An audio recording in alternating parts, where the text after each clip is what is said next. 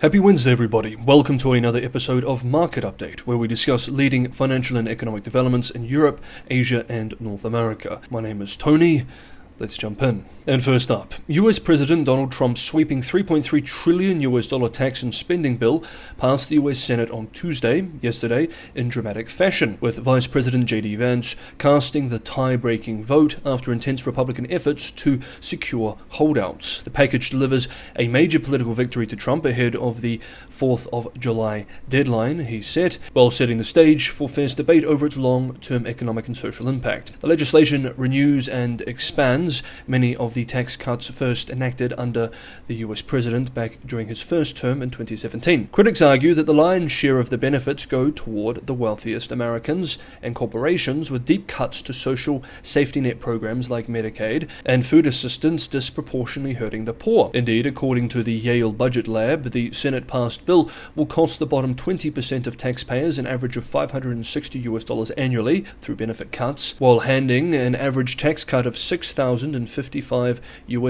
to top earners. While this may be true, it's worth stressing that the highest income earners also pay the overwhelming majority of tax income. While any tax relief will naturally disproportionately affect this group will also still be paying the most in tax by a country mile. According to the US-based Tax Foundation, for example, in tax year 2022, the top 50% of taxpayers paid 97% of all federal individual income taxes.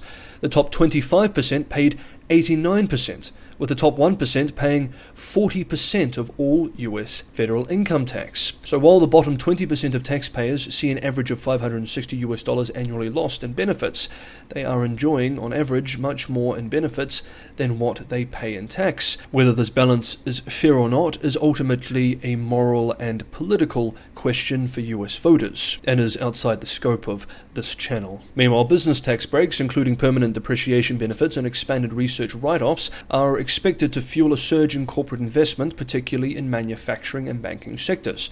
The legislation also creates new tax incentives for auto buyers, tipped workers, and elderly Americans, though most are temporary and phased out by 2028. A new $10,000 tax deduction for auto loan interest on US assembled vehicles and a provision to eliminate taxes on tip income up to $25,000 are among the headline measures. But the cuts come at a steep price. The nonpartisan Congressional Budget Office estimates nearly 12 million Americans will lose Medicaid coverage over the next decade, as the bill slashes nearly $1 trillion from the program.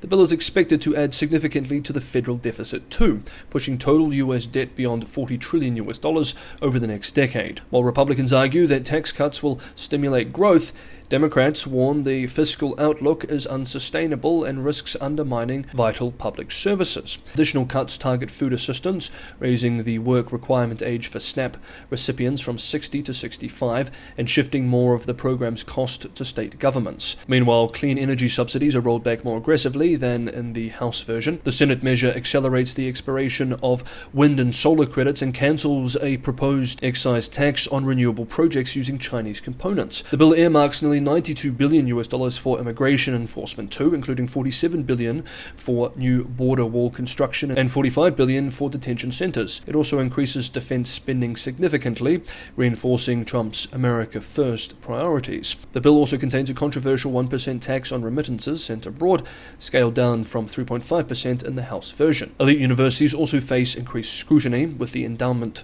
tax rising from 1.4% to as much as 8% for schools with the highest per-student investment income. The bill now heads back to the House for final approval, with Republican leaders pushing for a vote on Wednesday. While most House GOP members are expected to fall in line, a few holdouts could complicate its passage. For now, the US president has notched a major legislative victory, but as critics warn of the social costs and the fiscal risks, the long-term consequences of this bill remain to be seen. Next up, US President Donald Trump has cast serious doubt on the likelihood of a trade deal with Japan before a key July the 9th deadline, raising the prospect of steep new tariffs on Japanese imports. Speaking aboard Air Force One on Tuesday, Trump criticized Tokyo's trade practices, particularly its restrictions on US rice imports and its large trade surplus with the United States. Quote, "They are very tough, very spoiled," end quote, Trump said. And, end quote, "I'm not sure we're going to make a deal. I doubt it." end quote. The administration had paused reciprocal tariffs for 90 days after imposing them in April, but that pause is set to expire on the 9th of July. If no deal is reached, Japanese goods could face a 24% total tariff, consisting of a 14% surcharge and a 10% baseline rate. Trump, however, is now threatening to raise duties to as high as 30% or even 35% as part of a broader push to reduce the US trade deficit and exert pressure on key partners. A White House official confirmed the trade negotiations with Japan have been placed on the back burner, with talks with countries like India now taking priority.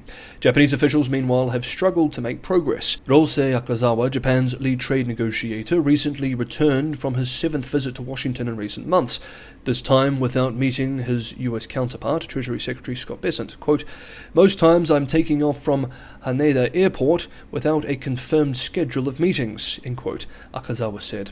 Japan, unlike China, has avoided retaliatory tactics, opting instead to emphasize cooperation, investment, and jobs. Tokyo has highlighted its contributions to the US economy, particularly in the auto industry, and offered potential cooperation in areas like LNG, shipbuilding, and semiconductors. Yet those gestures may not meet Trump's demand for a sweeping deal. The stakes are especially high for Japan's powerful auto industry, which accounts for nearly 10% of GDP and employs roughly 8% of the workforce. While Tokyo is hoping to keep auto tariffs closer to 10%, some level of duty now seems inevitable. Akazawa has also rejected the idea of opening Japan's protected rice market in exchange for concessions, fearing backlash from the country's influential farming lobby ahead of national elections on the 20th of July. Japan has also long held food up as a critical national security priority, unwilling to become reliant on external markets to supply the nation its food. Analysts say Japan is walking a political tightrope, trying to defend its national interests without provoking Washington. Quote, "The government is stuck between US expectations and domestic pressure not to give up too much before the election," end quote, said Rintaro Nishimura of the Asia Group. Next up, we have one more development to cover. If you want to continue to be on top of the most up-to-date analysis on the most important markets around the world through a balanced digest and grounded in sober analysis, consider subscribing to Market Update. Hit the bell notification icon and you will be. And if you're getting some value from today's episode, don't forget to hit the like button. Finally for today, and speaking of trade talks, European Union leaders are taking a firmer approach in negotiations with the United States, demanding immediate tariff reductions from Washington as a condition for any preliminary trade deal ahead of the critical July the 9th deadline. EU Trade Commissioner Šefčovič has been tasked with delivering a tougher message during his visit to Washington this week, as the bloc seeks to roll back the sweeping tariffs imposed by the Trump administration earlier this year. According to EU officials, speaking to several different media outlets, the US has signaled openness to a phased agreement, similar to one struck with the UK, that would leave some tariffs in place while negotiations continue. But EU capitals are now pushing back against such a framework unless it includes upfront tariff reductions. On Monday, ambassadors from all 27 EU member states backed Šefčovič's mandate to insist that any initial deal include reductions in the current 10% reciprocal tariffs, as well as cuts to sector-specific levies, some of which reach as high as 50% on steel and aluminium. Despite internal divisions over how far to push or whether to retaliate, European Commission President Ursula von der Leyen reportedly urged EU leaders to unify around a stronger stance during a summit last week. The talks come as EU exporters face punitive tariffs on 380 billion euros worth of goods, affecting around 70% of transatlantic trade. US tariffs currently include a 25% duty on cars and car parts and a 50% duty on metals. Washington is now weighing further levies on additional sectors, including pharmaceuticals, semiconductors, aerospace components, and critical minerals. Germany, which is heavily reliant on auto exports, has advocated for a swift agreement to ease car tariffs, while France has argued for an extension of the talks to secure a better outcome. The EU has already approved retaliatory tariffs on 21 billion euros of US goods, but has delayed their implementation until the 14th of July. In parallel, Brussels is drafting a new 95 billion euro tariff package in case of negotiations failing. Šefčovič is expected to meet US Commerce Secretary Howard Lutnick and Trade Representative Jameson Greer on Thursday, tomorrow, to review a proposed two-page agreement in principle. The draft reportedly covers not just tariff measures but also non-tariff barriers, including digital regulation and product standards. However, Washington insists a 10% base tariff is likely to remain during any ongoing negotiations. While both sides express optimism, analysts caution that the US view these talks less as mutual bargaining and more as setting terms for compliance. Quote, "The EU appears to be approaching this like a trade negotiation, which would be a colossal mistake," end quote, said Ted Murphy, a Washington-based trade lawyer, adding, quote, "From the US perspective, this appears to be about negotiating the terms of surrender," end quote.